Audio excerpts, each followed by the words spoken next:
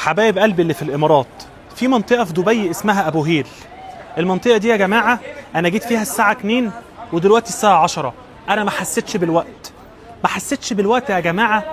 من المطاعم والناس الجميله اللي موجوده في ابو هيل، مطاعم، كافيهات، ومطاعم بقى يا جماعه ايه، مطاعم مصريه، سودانيه، سوريه، كل حاجه، كافيهات، وناس في الشارع. السلام عليكم يا باشا، واحد قهوه مش عارف ايه، واحد بتاع قهوه اسمه عم محمد، والله العظيم في واحد بتاع قهوه في ابو هيل اسمه عم محمد. فلا لا لا، في موضوع يا جماعه في ابو هيل، ورايح جاي. السلام عليكم، عامل ايه يا باشا، اخبارك ايه، مش عارف ايه، وحوار شغال هنا، وفي موضوع هنا. بجد يا جماعه انا عايز اسال سؤال، انتوا ليه بتحبوا ابو هيل؟ يعني كل واحد اكيد ليه سبب ان هو بيحب ابو هيل. انا حبيت ابو هيل، حسيت باجتماعيه فيها. والله لو انت عندك مش عايز تتكلم مع حد، هتيجي ابو هيل تلاقي نفسك بتتكلم مع الناس في الشارع. ايه يا باشا، اخبارك، عامل ايه، السلام عليكم، ايه يا حاجه، ازيك يا حاجه. لا لا، ابو هيل جميله، ابو هيل جميله فعلا. غيرت لي مودي، انا المود بتاعي موجود في ابو هيل، فانا هفضل قاعد في ابو هيل يومين، مش همشي من ابو هيل. السلام عليكم.